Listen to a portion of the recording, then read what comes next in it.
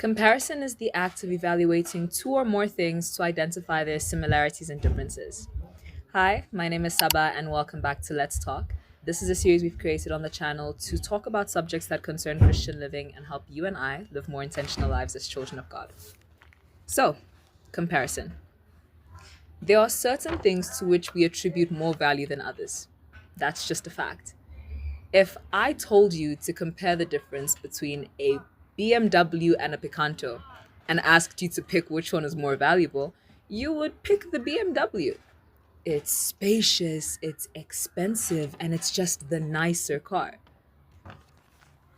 Oftentimes, we see the shiny, expensive, nicer parts of people's lives that aren't necessarily in ours, and we consider our lives a lost cause because of that. We think, I can't start a business because I don't have the kind of startup that X had when she started her business. It's not possible for me.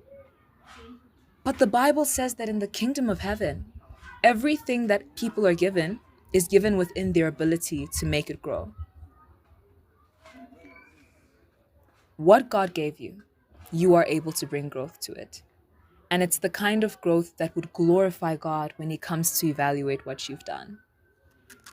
But if you continually loft your eyes to everything you don't have and everything everyone else seems to have, you're never going to give yourself the opportunity to put the kind of work that thing needs for its growth.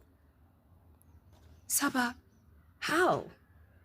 How do I pursue school when I don't have the kind of funding other people normally do? How do I start this business if I don't have the ideal circumstances that other people did? This is a question I've often asked myself. I'd like you to open Matthew 25. It speaks about the parable of the talents, and in this parable, a master gives portions of his riches, of his wealth, to different servants. To one servant in the Bible, it says that to one servant he gave 5 bags of gold, to another servant he gave 2 bags of gold, and to the third he gave 1 bag of gold. So 2 of the 3 servants, the ones who got the 5 bags of gold and the 2 bags of gold, invested what they had and made double that. The one servant, however, didn't do anything. When the master returned to evaluate what each servant had done, he told the one servant something that struck me when I read it. You ought to have deposited my money with the bankers, and at my coming, I would have received back my own with interest. I don't know if you're getting what the Bible says here, but God knows exactly what you need to do to bring growth out of the situation you're in. And we as children of God have the privilege to approach Him and ask Him for that kind of wisdom. Seeing things like this make me wonder, how would this parable have played out if that servant who got 1 talent said, hey, master, I know you're leaving. That's great. But what do I do with this? How would this parable have played out if instead of lofting his mind off to every other thing on planet Earth, he said, Master, you've given me this and I know it's valuable.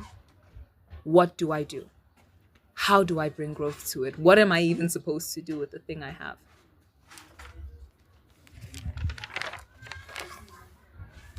Now, comparison wasn't exactly this servant's problem, but he lofted his mind off to things that were not really necessary for what he had to do with what he was given. Comparing ourselves to others puts us in that same kind of mindset. We get so fixated on, if I had a car, and if I had a house, and if I had this, and if I had these clothes, and if I had that, I'd be able to do all of these things that I want to. But look, if you were meant to have those things, think about it. You would have them.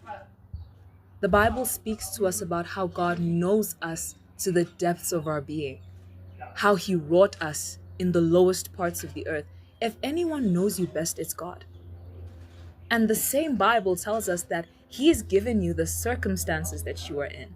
He's given you the situations that you are in, not the ones that you kind of fall into because you did something wrong, but those that you know God gave you.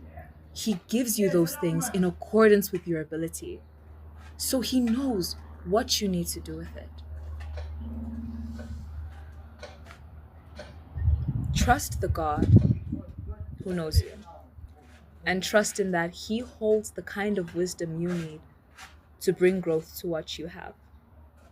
I want to bring us out of the mindset that if I had this, or if I had what this person has, then my life would be better. You're never going to have what the next person does. And not having that does not make your life a lost cause. There is a way that a child of God should walk with the things that they're given, with the circumstances that they're unfortunately or fortunately faced with. And we have the privilege to approach God and ask Him for the kind of wisdom we need to make good of what we faced. This is what I have for you today. I pray that it spoke to you. And I'd like to ask that you leave your questions either in the comments or email me. And I will see you in the next one. Until then, stay intentional. Bye.